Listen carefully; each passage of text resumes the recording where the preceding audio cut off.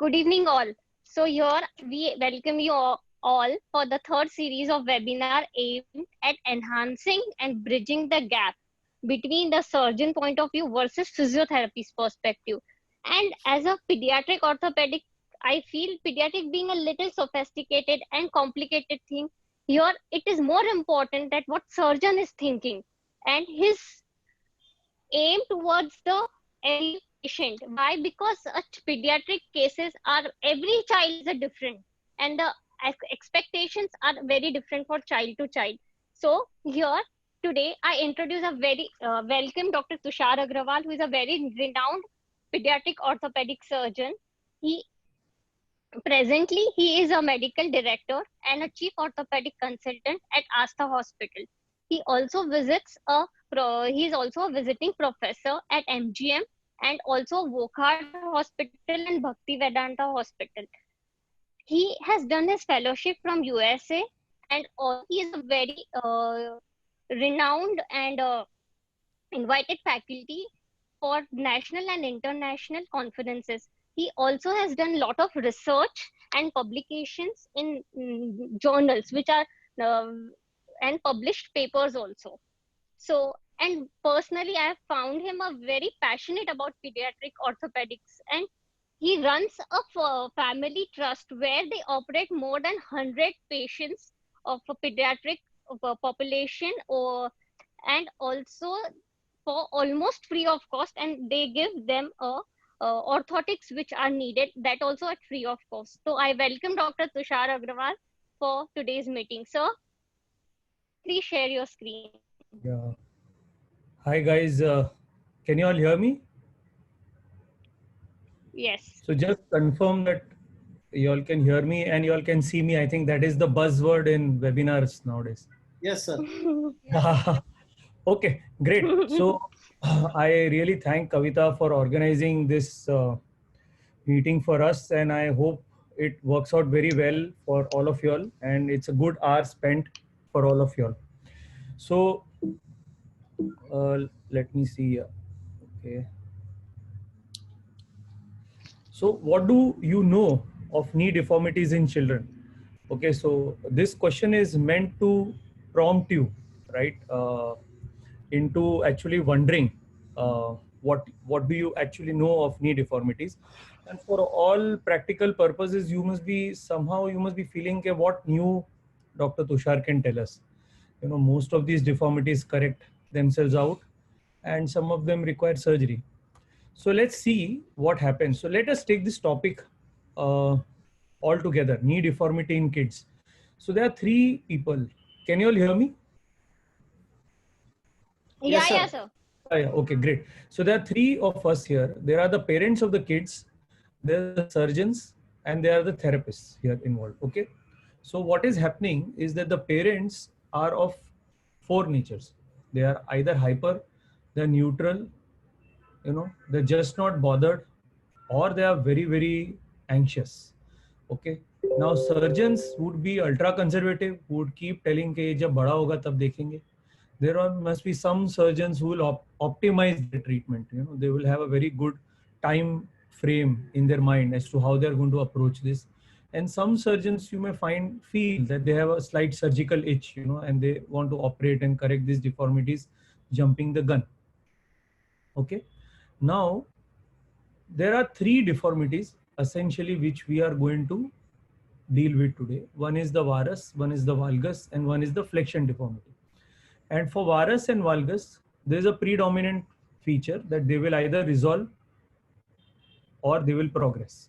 So this is what you have to identify. So whenever you see a patient of genu varus or genu valgus, you can't leave them. You have to establish at that point of time whether this is the resolving variety or whether this is the progressive variety.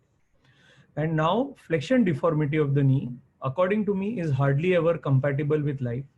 So you have to come to a conclusion. If it's disabling, how much is it disabling? Okay. So there's three of us who are going to make these conclusions: parents, surgeon, and the therapist. Now this is the world famous chart with which all of you all are so familiar. So an infant obviously is always with both legs. Then the mechanical axis, which you are actually supposed to draw from the center of the hip to the center of the ankle, starts passing roughly through the middle. So it becomes straight by 18 months. Roughly by 3.5 years, the child goes into a valgus, which will be of an incremental nature, which will then gradually resolve and achieve its adult levels of knee alignment by 7 years. So I think few ages we have to remember. Now here is varus on the y-axis above on the positive side, and on the negative side of the y-axis is the valgus. So, and this is the age on the x-axis. So when a child is born, till roughly 2.5 years of age, the child has to be in varus. It has to be on the top of the y-axis. Okay. And when the child hits 2.5 years, the child should be straight.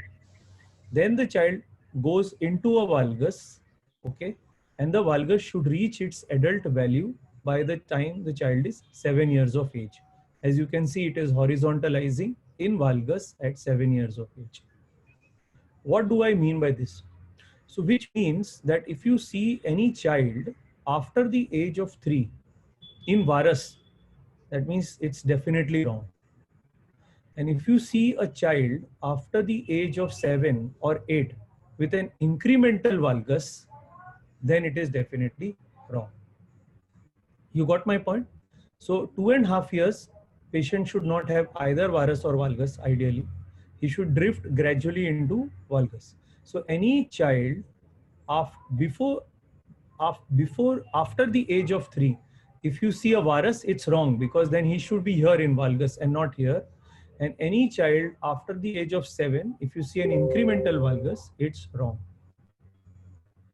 Now the same thing is then described, how do you measure the varus and valgus? The child is in your clinic. So you are supposed to do two things. You are supposed to measure the distance between the two condyles. And you're supposed to measure the distance between the two malleoli for valgus. Now, intermalleolar distance and intercondylar distance has to be measured in the supine lying down position with the patella facing forwards. This is the important point that you have to follow. Okay. And any intermalleolar distance of more than 10 centimeters becomes very significant clinically at any age. Okay. So let me just go back. What I mean to say is, even if you have an intermalleolar distance of more than 10 centimeters of 6 and 7 years of age, then also the child warrants being on your follow-up.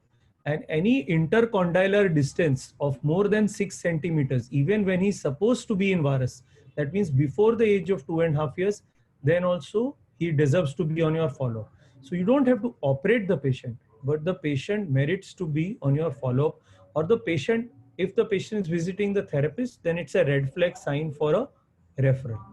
Okay, just a second.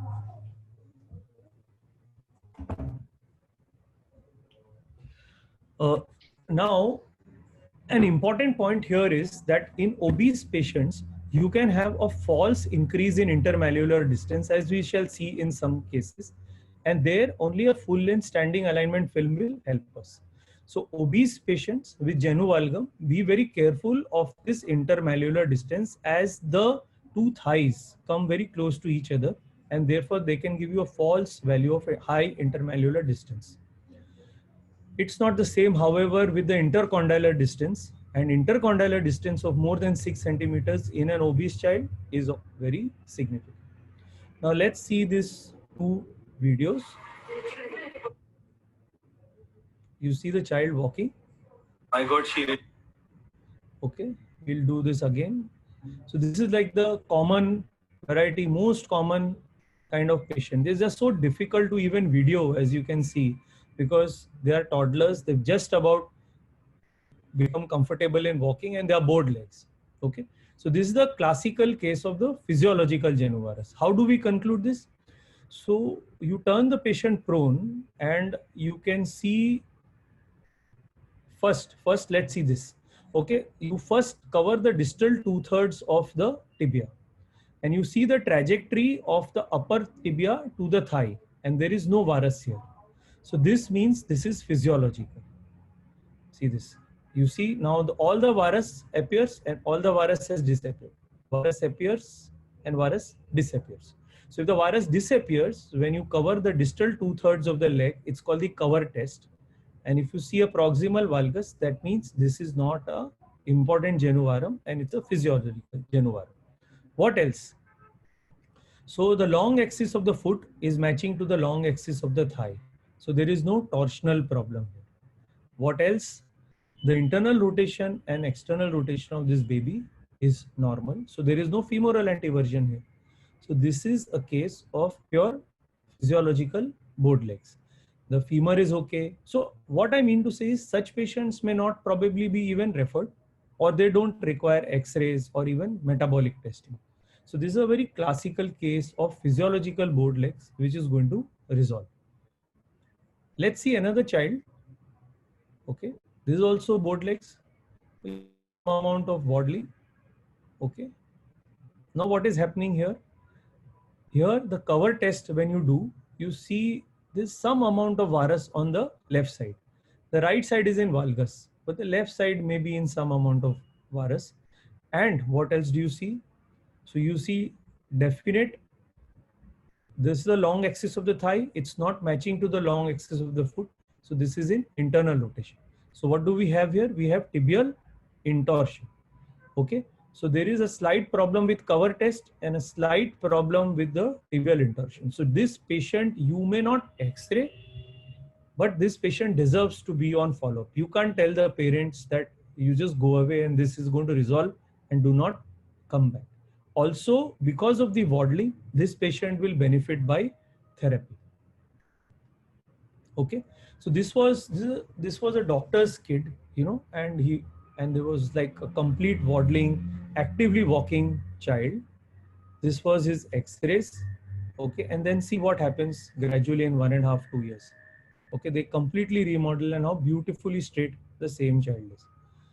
This is another case of a physiological board legs. You can see there was some metabolic problem in the beginning, and then gradually as the patient kept following up, how well the child has straightened. So just a thought, why are we here? Means if all genu-varus patients are going to remodel, is it just plain anxiety of the parents, or is there some science and logic behind it? So this was one of our patients of a physiological genu-vara who actually followed up after 8 or 9 years, and she had genu valgum. Okay, so which patient is going to swing which way, you really don't know. Okay, and then we actually decided to operate because we wanted to do what is called as guided growth modulation. And you should see here in the video, and you can make out how much, you know, the valgus is implicated. This test, what I'm showing you, is the knee flexion test, where you can actually see that the entire valgus is coming only from the distal femur and not from the tibia at all. So whatever we have to tackle the femur. So what we have done here is, as lots of you must now be familiar, as you must be getting patients in your practice for therapy, is what is called as guided growth modulation. So this is a titanium 8 plate fixed on either side of the growth plate, and it is supposed to temporarily stall the growth on one side, and therefore thereby you will get the growth on the other side, and there will be a correction of the valgus. Depending upon the amount of growth remaining is going to be the speed of correction. So this kid was just perimenarchal, so she is going to enter into an accelerated phase of growth, right? So she will remodel from this valgus in less than 6 to 8 months. Okay. Now the important point here from a therapist perspective is that if there are two things. One is this patient becomes very stiff with these 8 plates. They are very irritating to the knee. So the therapist needs to work a lot on the knee range of movements, maintain gait pattern. And also the therapist will follow up the patient if the patient remains loyal to the therapist, and they will pick up the correction very fast. Because this guided growth modulation, the biggest problem is overcorrection. The patient not reporting to you in time, and she will then swing into varus, and we'll have another problem at our hands. Can you all hear me? Can you just confirm that everybody can hear me? Yes, yes, yes, sir. Yes, sir. So then we move over to the next case. Okay, so this is now a O-shaped deformity. This is a very, very old case of mine. We were not that time so accomplished or familiar with the 8 plates. So I had conserved him for a while, but he kept on waddling and he had a very, very bad deformity. So we corrected his tibia.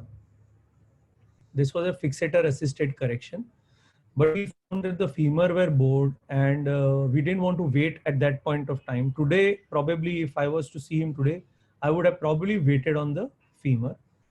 However, we applied the 8 plates and then he corrected completely. And you see how wonderfully well aligned he is. So this was a hybrid correction we did at that point of time, a fixator assisted correction of the tibia and an 8-plate correction for the distal femur. So the objective is that the center of the hip, center of the knee and center of the ankle should lie in the same line. So why did we go ahead and do this surgery? Because the child was 3.5 years of age and there should be no varus at that point of time. Valgus is acceptable. There should be no varus at that point of time. Okay. So such kind of patients, if left alone, would eventually become like an adult O-shaped deformity with gross intorsion. So these are very discomforting deformities to treat. Okay. And I began treating this patient and we corrected the tibia on one side. We corrected the tibia on the other side. This is a X-ray from in between. But the patient got so harassed with this much correction that then she didn't resort to her femur correction and has left it incomplete. So it's very tough both for the patient as well as for the surgeon. So an early correction like this is far better than leaving them to become into these kind of adult deformities. Now this patient had come to me somewhere in 2008. She was 2.5 years of age. She had not yet reached 3.5, right? But what was specific happening here?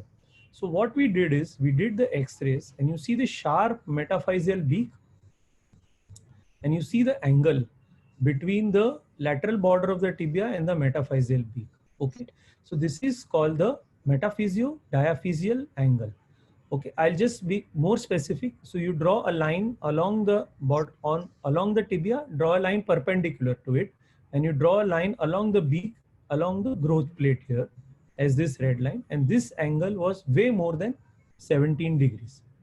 So this was what we call as a pre-Blount's disease. It does not become a totally into a Blount's disease. Okay, so what was happening? You have to understand that if the metaphysio-diaphyseal angle is between 11 to 13 degrees, you can observe. 13 to 16 degrees, you can brace, and more than 16 degrees, you have to intervene. Right? And what we need to know is this.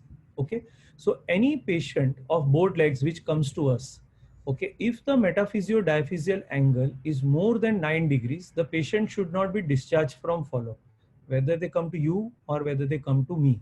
Okay, this patient should be followed up to 3 years of age, and they should have a minimum of 6 degrees correction per year. If the patient has come to you at 2.5 years, then has to have a 3 degrees correction in the 6 months. If that is not happening, then you can safely call this patient as a pre-Blount's disease. That's a new concept which I'm introducing. Not all of you all must be knowing. So we know what is Blount's disease. It's a significant deformity of the upper tibial growth plate, which requires correction. But there is something called as pre-Blount's. That is a disease between the physiological board legs and a full-blown Blount's disease. Okay. Now look here.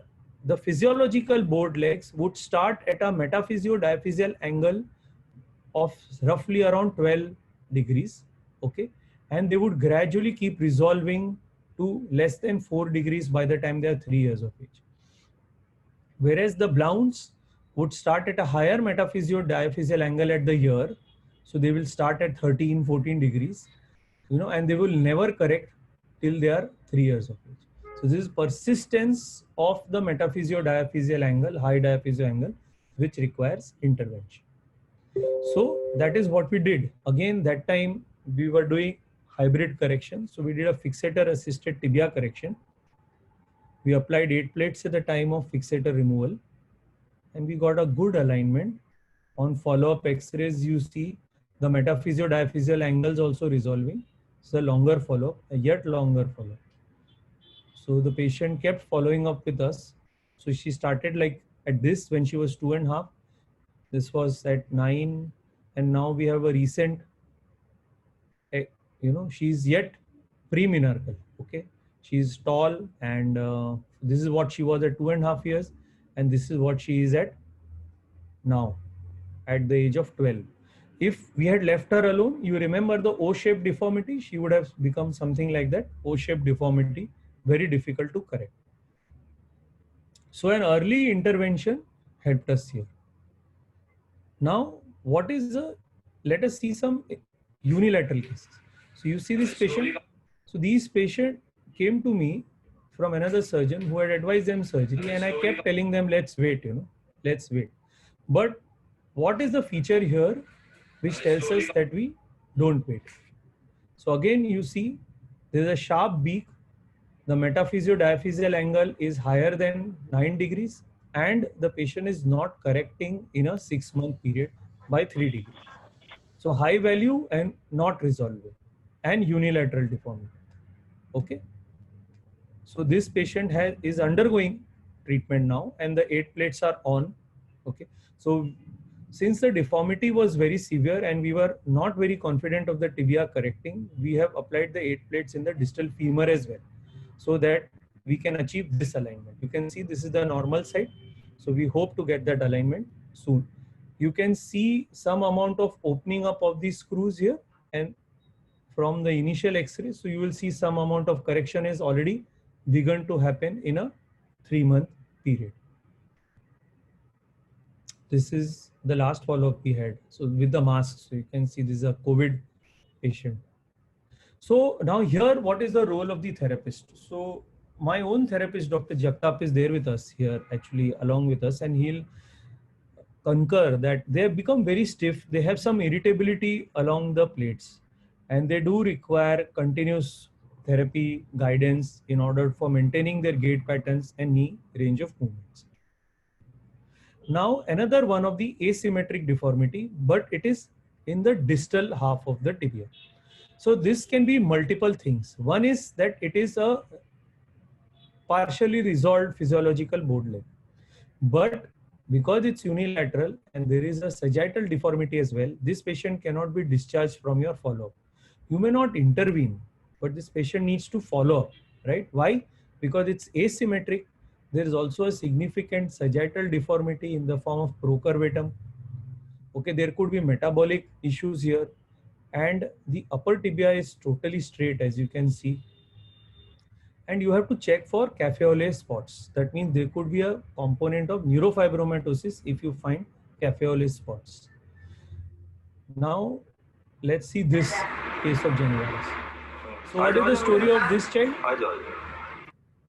So, obese child. Okay. Their elder child is also obese, so they were very comfortable. But the elder child was not waddling.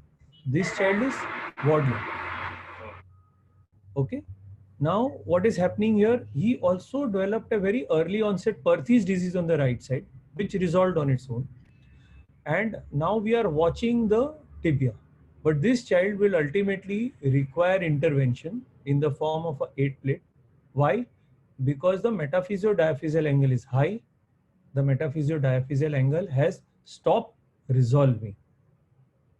Now, in such patients, we have a detailed workup for obesity, and our pediatric endocrinologist actually said that he probably has a ghrelin hormone insensitivity, resistance. So therefore, his obesity is not going to go anywhere. We will have to tackle the January. Okay, I'm yet to treat him. You can see this. Okay. Perthes disease is resolved. Why the Perthes disease is resolved? Because all patients with Perthes disease onset before the age of 6 years will always resolve no matter what you do. Very rarely a patient of Perthes disease with age of onset before 6 years is ever going to require any intervention. And here again, what is significant Jenu Varam? when you see the mechanical axis from the center of the hip to the center of the ankle, way medial to the bones, that means it becomes very, very significant. Okay. Now we go to another case. As they grow older, kids in India develop what we call as metaphyseal varus. Okay. So you can see bilateral. Now you can't leave this child alone. This is a 16-year-old boy with bilateral varus with a waddling gait. Hips are normal. So what are the options? You can't really leave it alone, right? So this we did one side we did a plate correction, okay, acute correction, and the other side we chose a fixator correction. I must admit there was no specific reason. We had the benefit of this patient coming to us in MGM, so we could sort of deal with both. I can just tell you my thoughts that with the fixator, you are gradually correcting. So you can decide the endpoint much better. Whereas in the plate correction, you do an acute correction on table. So you may marginally under or overcorrect. With the fixator, you can get the right correction because you can actually get the standing alignment film with the fixator on while the treatment is going on. So that is the advantage of using a fixator. However, yes, fixators are little poorly tolerated in today's times. So this is one other patient of ours. You can see similar age, female patient. She had a more exaggerated sort of a metaphyseal varus here and she was waddling. So she underwent a plate correction and the asymmetricity has completely resolved, as you can see. She walks much better now, much better rather. I would say it's almost normal, surprisingly. Actually, I thought that probably we had lengthened her, but she's doing well. So from varus, we go to valgus. Now, if you remember that curve, I had said that the valgus should stabilize at 7. So if the valgus is increasing, then we have a problem. So in this patient, the mother noticed the valgus increasing. Okay. But as you also notice, the thighs are meeting each other.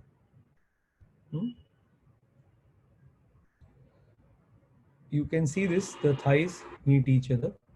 And this is the full length standing alignment film. There is a significant valgus. The intermalleolar distance has also become significant. But we are yet watching. She is pre-menarchal and probably when she hits menarche, then she may come back for correction if she is not yet resolved. Okay. This is one more patient. Now this is very significant increasing valgus. This is 14 centimeters of intermalleolar distance. A few other tests that you should see here is the hyperlaxity signs. Okay. So this patient will continue watching.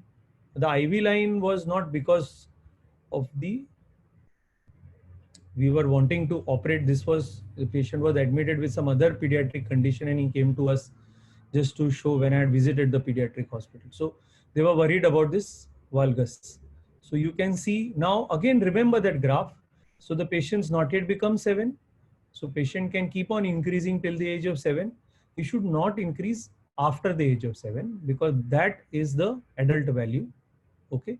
And we want an intermalleolar distance of not more than 10 centimeters at 10 years. That is the $1 million statement. Here you can see this is now very significant genovalgum. So here I took a surgical call. This patient was less than 7, but because of this channel V effect, the parents were unwilling to wait. And besides the distal femoral valgus, there was also a tibial valgus. This patient underwent bilateral 8-plate fixation at the distal femur, and you can see how well he has remodeled here, just on guided growth modulation. This was a doctor's kid, doctor couple, and you can see this patient was 13 years old with some residual valgus, which was unacceptable to them. Okay. So they correct very slowly in the adolescent age group. However, so that's why we tackled both femur and tibia to accelerate our correction, right? So more bones we tackle, faster we'll get the correction. So distal femur, upper tibia, we both tackle. Otherwise, in a younger child, we could have just done the 8 plates in the distal femur. Okay, and we got the alignment axis where we wanted. So he was more than 11 degrees at 11 years. That's why we intervened. This is the story of a obese child with a single kidney, with hepatitis B positive, and in renal failure, and he had this metabolic genu valgus. So this is actually his alignment film. The valgus was so significant that the X-ray would not fall in one plate. So they took in two adjacent plates. Okay, and then we applied the distal femur and the upper tibial 8 plates, and then you see one side corrected completely, the other side corrected significantly. However, because of his illness, he never really opted for any more correction because he had many other medical problems. So from this, with just guided growth modulation, he came to this situation. His intermalleolar distance was 23 centimeters. That's why we had to, even at the end of correction, so he required more, but he was not willing. Now the last of the problems. Okay, so this is the knee flexion deformity. So we have a 9-year-old boy here who had a distal femur osteomyelitis, and he sustained a path fracture, as you can see. So what happens? We treated him with an Elizarov fixator, and once we removed the fixator, he healed with a flexion deformity. So this case, then we did the same guided growth modulation from the front, okay, on either sides of the patella. And as you can see, he just opened up and he corrected completely. So you can see the flexion deformity corrected completely with the 8 plates. If we do not want to go for guided growth modulation, then we can also do fixator assisted corrections as you have seen before, or we can do these acute corrections with using a plate fixation. Currently, the option would depend upon the age, right? So if the patient is an older age group and you can't do a guided growth modulation, the predictability is poor, then you go for an acute correction. So some final thoughts. Let's start with the knee flexion deformity. So knee flexion deformity, you have to assess the cause, right? So is it a post-traumatic? Can it be stretched? Will it become neutral? What is the future of this joint? Okay. Whether it's a static or a progressive deformity, whether there is any pain, and what is the range of movement. Why am I telling you the range of movement? Let me explain. What happens is, let us say you have a patient of 5 degrees FFD up to 50 degrees range. So when you correct the 5 degrees FFD, the range is going to remain the same. It is going to be 0 to 45 degrees. You understood? So you can never increase the range in the patient. So this, the patient has to be counseled. I had once operated upon a patient for knee deformity correction. Okay, and I corrected him from about 50 degrees to 0 degrees. But he had only 0 to 50 degrees range after that, which was like completely unacceptable to him. So that's a very, very important point which we have to counsel. So my take on knee flexion deformity is that it's not compatible. It always has to be corrected either by stretching cast or by guided growth modulation or by acute correction. It's not compatible with life. And we must counsel them on the range which is going to be available to them. When we see a patient of genu valgus, we should see the age. So if the patient is at 7, we wait and watch. It should not increase after 7. Okay. And intermalleolar distance should not become more than 10 centimeters, because then it becomes very important to observe. Guided growth modulation or acute correction. If there is any growth remaining, then we go for guided growth modulation. If there is going to be less than 2 years of growth remaining, then it's better to go for acute correction.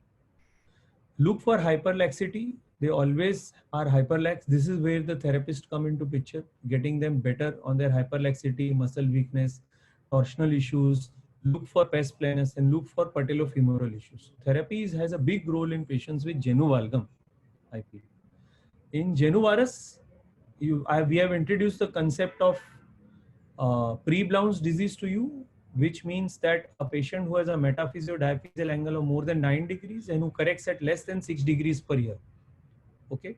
Again, same. Physiological will depend on age of onset, age at which you are seeing the patient. Okay, physiological would be generally symmetrical. They will have associated torsional issues.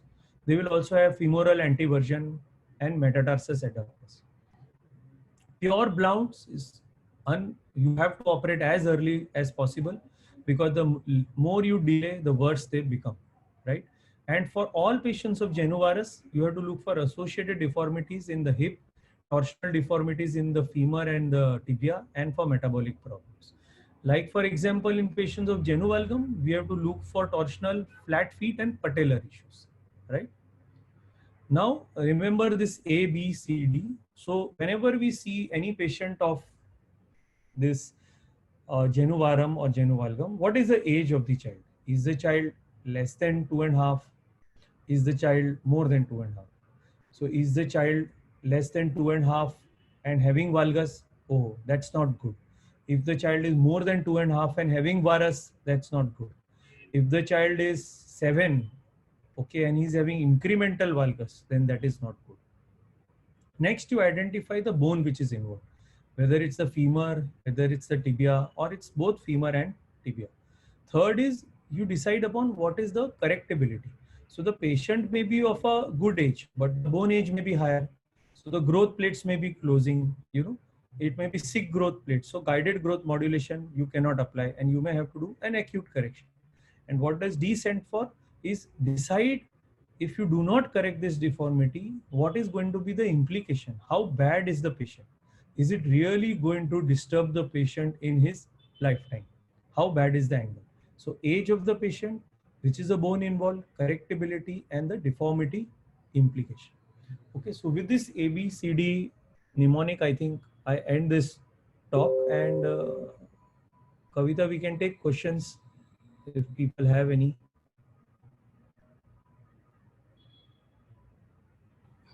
Okay. Anybody has any question, you can unmute yourself and ask question. Sir, there is a question from me. As a physiotherapist, we see a lot of cerebral palsy child, and very commonly we see deformity where there is a crouch gait and there is a foot deformation as well as knee deformation also. And Okay. We don't know when to advise the patient to go to the orthopedic surgeon and correct. So what's your guidance? Like this is the time, like you say, as your guidance, like the age, I like the factor like valgus and varus, something like that. So I would feel that no patient of cerebral palsy ideally should undergo any surgical intervention, as in under the knife, before the age of 6 to 7, the lowest age possible, which is, I think, it's a pretty acceptable nomenclature. And if at all, this patient would probably be just undergoing orthotics and Botox before that age. So I think 6 to 7 years of age would be a good age for referral and starting to consider a surgical intervention, if at all. But if there is too much spasticity and musculoskeletal tightness, so before I would feel that you are not going to be operating and touching the muscles in with your knife before that. Means if the spasticity is so much that the therapy is difficult to offer or the orthotics are not fitting, then it would still be better to undergo Botox and stretching cast as much as possible. I am pretty sure that it's best not to operate a crouch before the age of 7. And what is your say for adult with cerebral palsy? Like a lot of the children with cerebral palsy in the early phase, they are walking on the toes. Sometimes they get operated, not operated, but after 11, 12 or say around 20 years, everybody goes in crouch. So do you suggest any surgical intervention for the late patient with adult with cerebral palsy? So that's thanks really for asking that question. So over the period of years, I have developed a thought that patients of cerebral palsy ideally are not best operated after the age of 14 and 16. If at all, if you want to operate them, they should not be the intelligent variety. Like we had a patient of crouch gait, and she was an MBA and she was 24 years of age. So though she straightened, she was very bitter and unhappy afterwards, because you trade off something for something else. So the ideal age for any surgical intervention in cerebral palsy is 7 to 17. I don't think anybody should undergo surgery after 17, and nobody should undergo surgery before 7. After 17, I have operated people, but I have found that it's when the parents insist for surgery and the patient also has a mental subnormality. You know, what is happening is there are some patients who have very high cognitions. They are degree holders, they are professionals in Crouch. Those patients should not be operated. They are not very satisfied with the surgical outcome. Why I'm saying that, sir, because even if we don't operate, like up to 20 years they walk with the walker, but after few times the hip and knee flexion and dorsiflexion is so much. So you have to understand that that's the natural history of cerebral palsy, right? So even if we operate, you are never going to be able to beat the natural history of cerebral palsy. What I feel is that you have to aid the natural history of cerebral palsy, not go against the natural history. Even if you operate that patient at the age of 20, 21, within a year or two, he is going to become very bitter and very dissatisfied. So that's what is the counseling, right? The therapist and the surgeon should be on the same page. I like the concept of natural history of disease because a lot of therapists, when they practice, they do not understand the natural history of cerebral palsy. I want you to give a brief idea of so all patients of cerebral palsy improve in the first 6 years of life. They remain pretty much sort of on a plateau between 6 to 14. And then after 14, they have a negative natural history in terms of motor milestones, right? I can't say about cognitive milestones.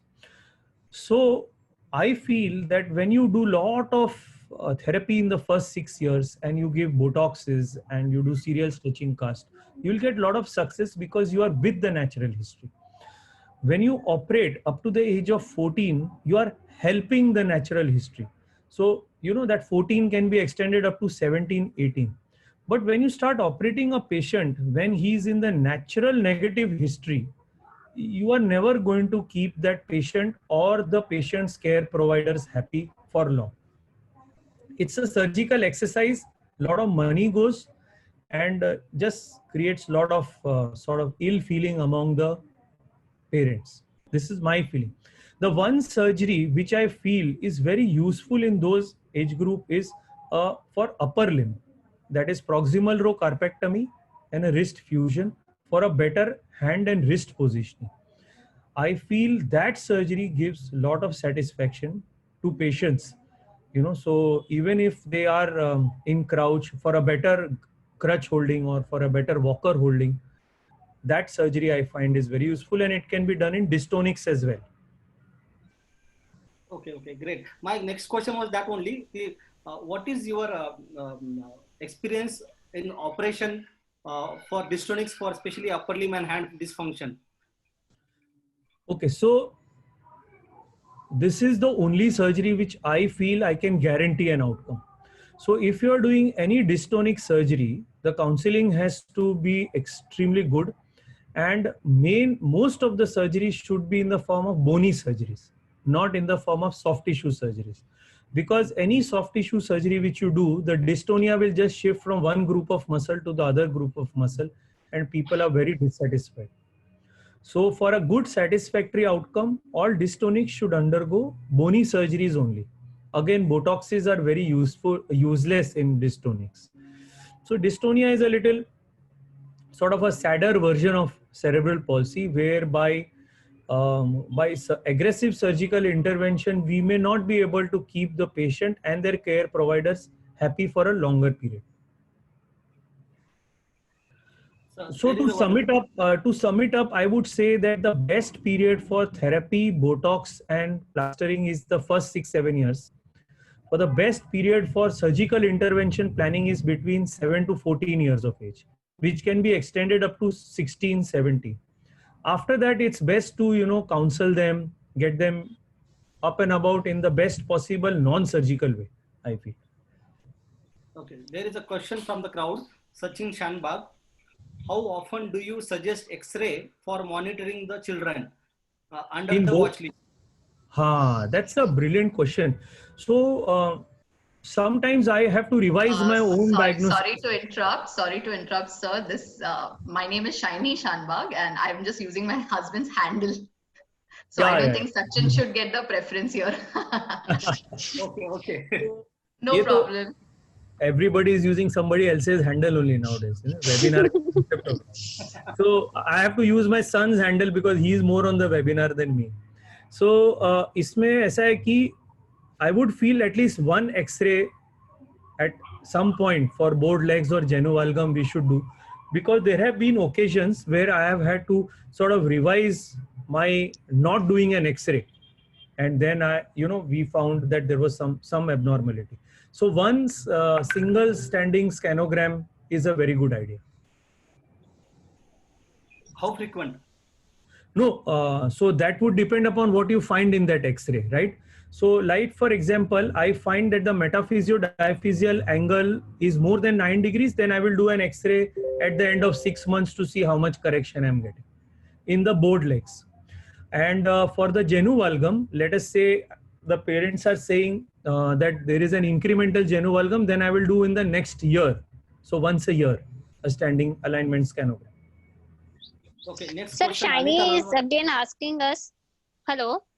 Yeah, tell me. Shiny is again asking us scanogram versus X-ray. So for all deformities, it should be a scanogram unless a scanogram is not available to you.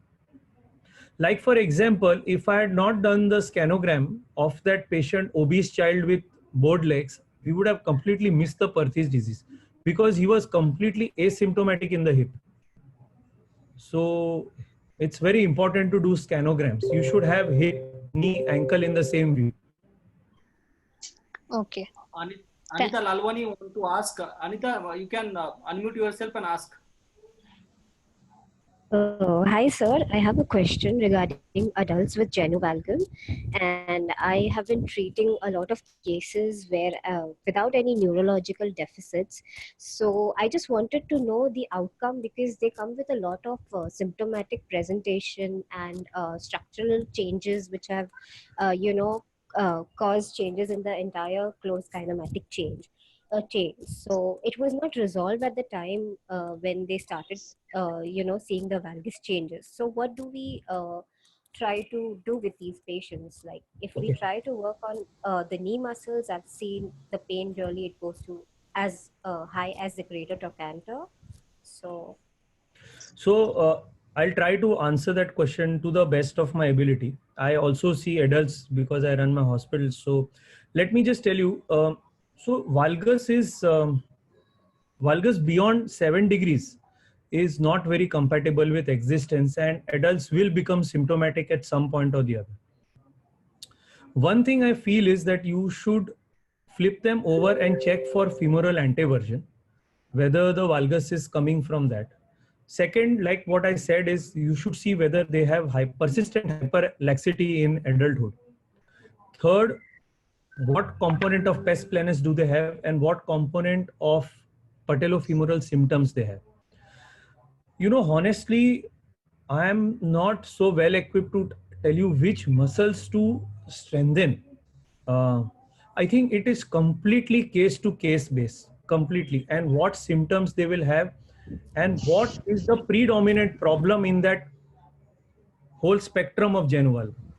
I'll just try to rephrase myself, is whether it is knee pain, whether it's patellofemoral pain, or like you said, whether it's an IT band pain, or whether it's pain in the hip region, or whether it's in the pain in the foot region. Okay. And I'm sure I would also not really. So if the genu-valgum is, let us say if the intermalleolar distance is more than 12 centimeters and the genu-valgum is more than 11, 12, 13 degrees, and I am pretty much sure that I have tried every form of conservative management, then we could, and there is no hip problem and feet problem, then we can also suggest for corrective osteotomy for this patient. But they are rare to undergo corrective osteotomy. All right, sir. But is the outcome really good for these osteotomies? Like, is it Yeah. The outcomes are good. Yeah. So it's a very long process for us to assess. So there are two things, right? One is I have been operating on patients who are up to 21 years of age. So they come for cosmesis. They are very, very happy after the acute correction. But they were never symptomatic in terms of pain. Now, if you want to be operating a patient with pain, then you have to sort of try to investigate more closely and identify the cause of the pain.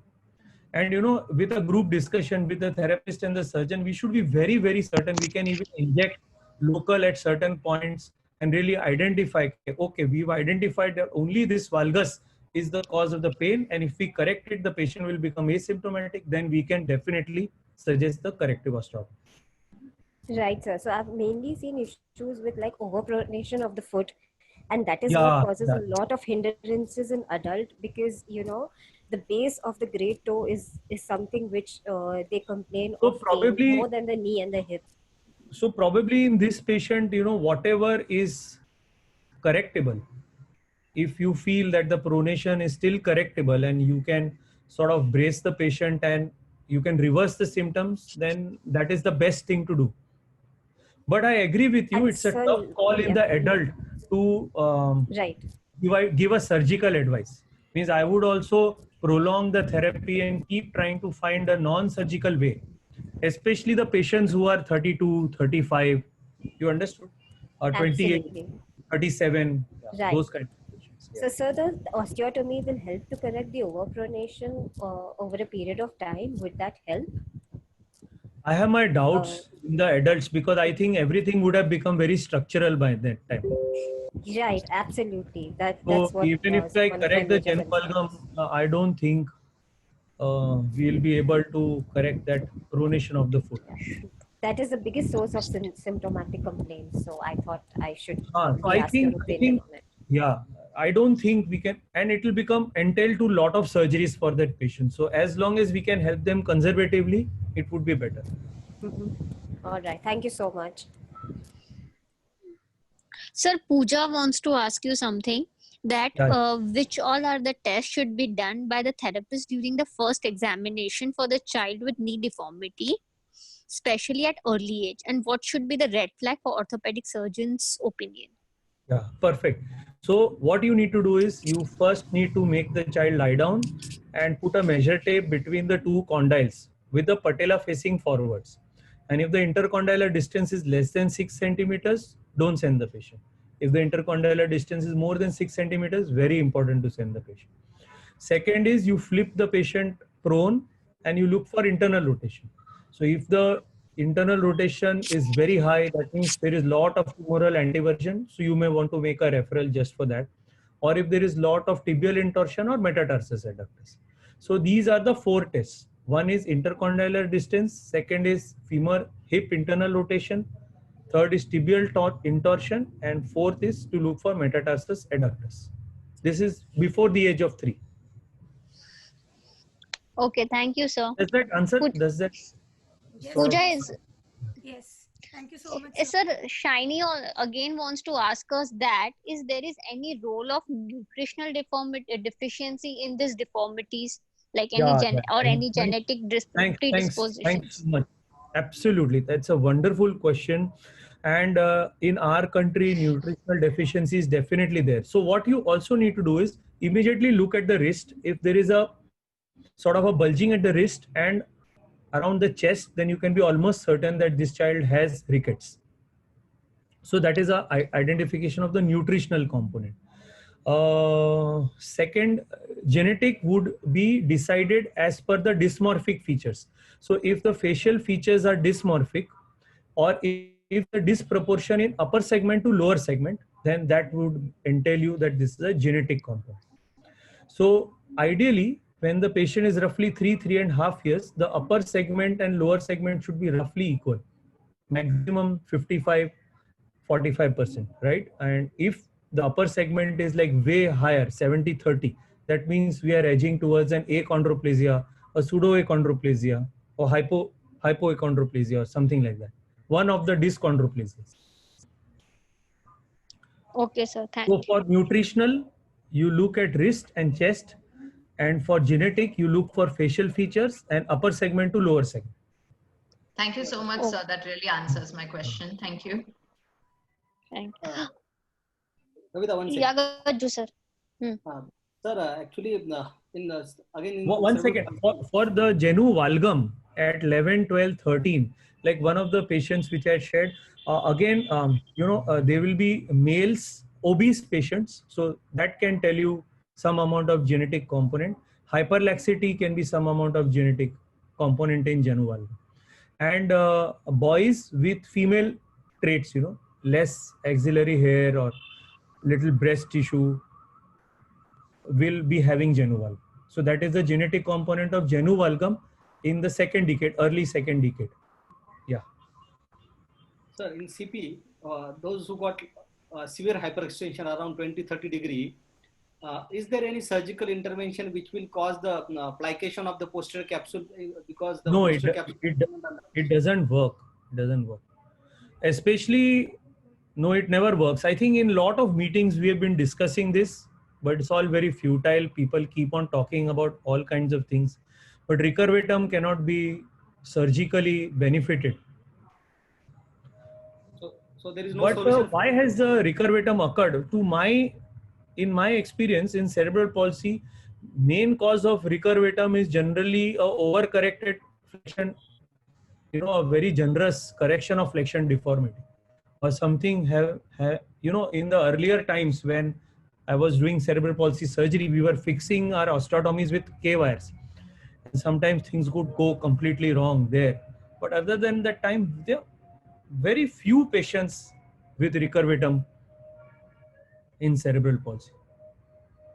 And what is your experience about doing triple orthodesis where the foot is deformed and not forming a good base of support for the children who has got deformed foot or inverted foot?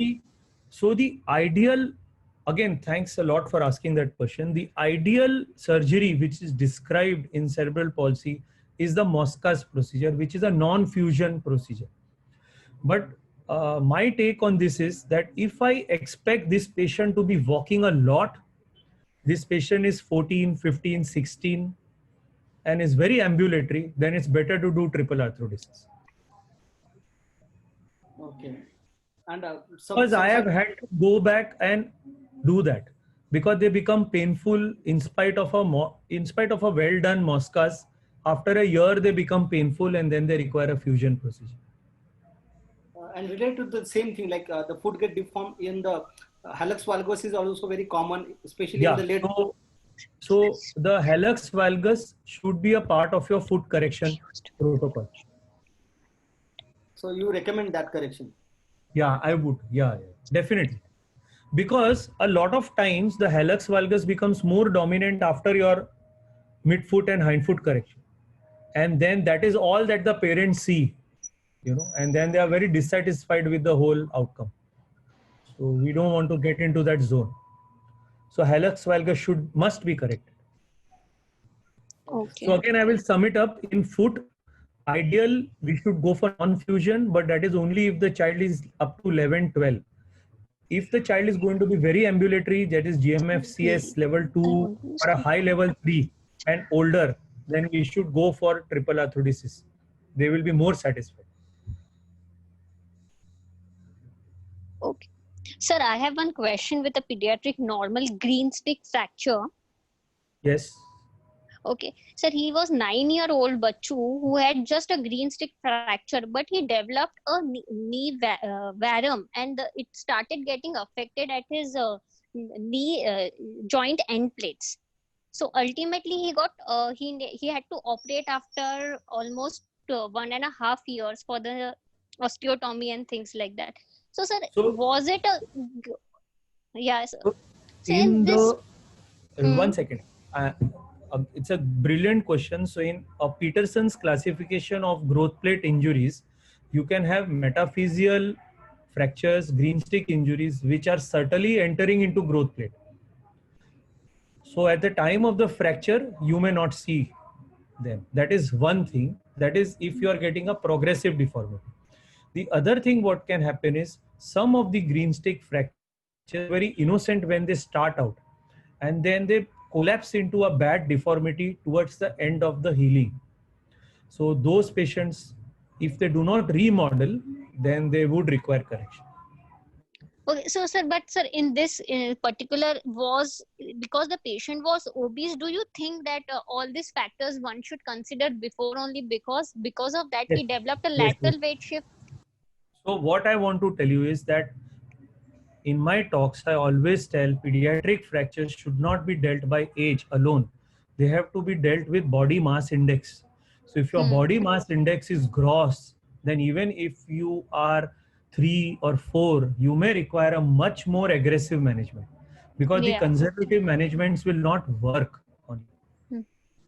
So Okay, if you thank have, you. if you are 4 years of age and you have a weight of a 16-year-old boy, you know, that means you have to be treated like a 16-year-old. True. Thank you so much. Yeah, because I always felt that this kiddo would have done a better before with a surgery rather than a At the cast. primary level, I can't really vouch for that, but what I can say is these patients require you require to be very watchful. So this patient need to come to you every week, get an x-ray done, and the moment you see the deformities coming into unacceptable levels, you have to suggest that let's go and intervene. Okay. So क्या होता है कि बच्चू है, चलो आप 4 हफ्ते के बाद आओ, और बच्चू है आप हर हफ्ते आओ और प्लीज एक्सरे कराओ. ये दो चीज में डिफरेंशिएट करना आना चाहिए. True, sir. Very true. Thank you so much. Okay, now there is one more question from Ankush Sharma, that what could be the prognosis of the Genu-virus surgery? It's a little... Okay, so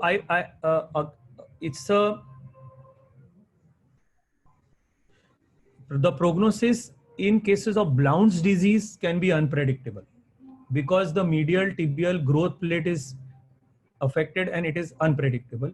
The prognosis when you apply 8 plates in achondroplasias and 6 growth plates is unpredictable. In a physiological board legs which has gone haywire, the prognosis is very, very good. And if you're doing acute corrective osteotomies, then the prognosis is very good.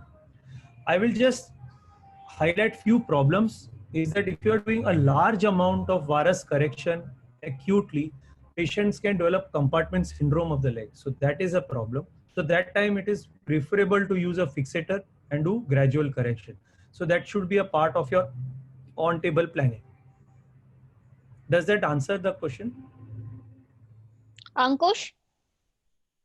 And also, if Ankush is asking me for adults, Genu-Varum, okay, whether high tibial osteotomy should be done, then I feel that that is the in surgery right now. So if adult patients with a Genu-Varum, especially metaphyseal Genu-Varum, they must undergo the varus correction surgery and they may never require a total knee replacement in future. So it's a very good prognosis. Thank you, sir. Anyone has any else questions? Any more questions? We can take it. So ABCD, Okay, I right? guess. Age, bone, right? Correctability and deformity implications. True.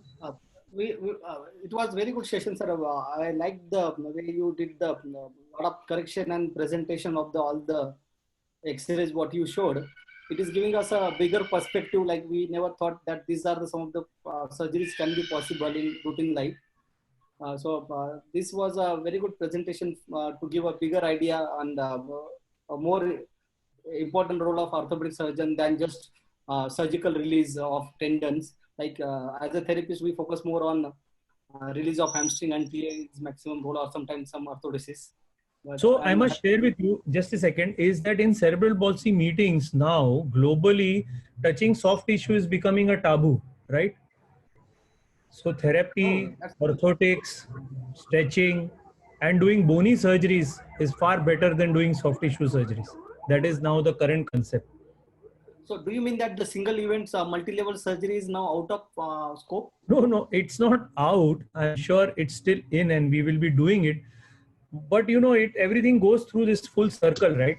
So currently more therapy, more orthotics, more stretching casts, And if they require surgery, then more of bony surgery than soft tissue surgery.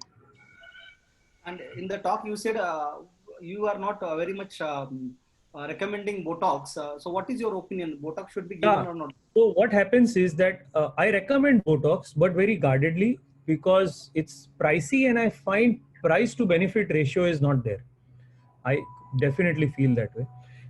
Secondly, what I feel is that people go bonkers over Botox and start giving it in second decade and third decade, which is completely haywire. And currently there are now a couple of studies which are coming out to show that Botox is as harmful as surgical intervention. And we used to think that the muscle weakness is not irreversible, is sort of reversible, but that's not the case. There is evidence of microscopic fibrotic changes in the muscles even after Botox. But that's only in animal experiments. As of now, they have not done it in the human study. So again, full circle, right? Who's supporting which study? So what is the mainstays? If I have a couple of minutes, I'll just share with you. The mainstay is what is the child doing at the age of 2? What is the GMFCS of the child at the age of 2? I personally feel no one can beat that. The therapist, the parents, and the surgeon's job is to make sure that the patient attains what he's supposed to attain at the age of 18 and does not become worse. Okay? We can't really play God with a child with cerebral palsy.